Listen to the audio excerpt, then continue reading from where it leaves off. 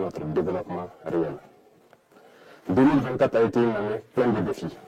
Sur le champ de bataille, l'ennemi a essayé de reprendre l'initiative stratégique pour nous empêcher d'atteindre nos objectifs.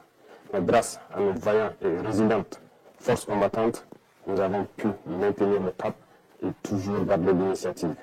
Aujourd'hui, plus que jamais, nous menons des offensives et nous partons où nous souhaitons mener des actions et nous traquons ces criminels jusqu'à leur dernier retranchement. Cela a été possible grâce à une dynamique enclenchée depuis 2023 et qui se poursuit toujours. Notamment, il s'agit de l'équipement de nos forces combattantes en moyens logistiques, en moyens de manœuvre et en moyens feu. Et nous allons continuer à accroître tout au long de l'année 2025 pour que l'armée dont nous rêvons puisse être une réalité et puisse protéger notre patrie pour des années, des décennies à venir. Nous continuerons le recrutement comme il a été le cas en 2024. Pour cette seule année, nous avons recruté au sein des Forces armées nationales seules plus de 15 000 hommes qui sont toujours en formation dans les centres et qui devront donc renforcer les rangs des forces combattantes au cours de l'année 2025. Nous poursuivrons également la formation de manière intensive en collaboration avec tous les amis de Burkina Faso pour que nous puissions avoir l'armée que nous souhaitons.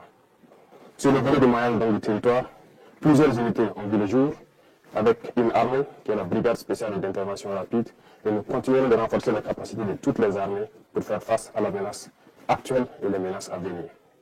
Dans ce sens, il y aura la création au cours de l'année 2025 d'au moins 5 bataillons d'intervention rapide qui seront placés donc dans des zones stratégiques et aussi au niveau de l'armée de terre, nous verrons la création d'un groupement expéditionnaire Sahel.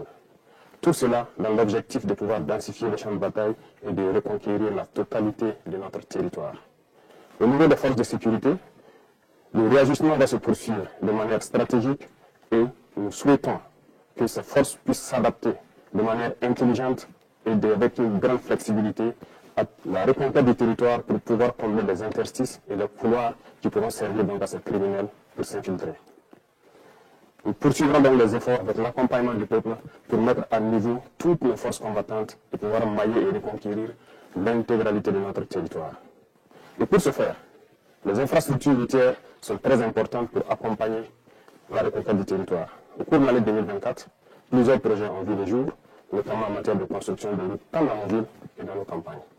Dans ce sens également, il a été créé l'initiative Faso Mabou, qui devra donc à terme pouvoir doter chaque région d'une brigade de construction de routes. Déjà, les équipements pour les premières brigades sont en route et dans quelques jours, elles pourront être opérationnelles et devront commencer à agir pour le bonheur donc de nos forces combattantes pour leur mobilité sur les champs de bataille et aussi doter certaines zones qui depuis là n'ont pas de route, de bonnes routes pour qu'ils puissent communiquer.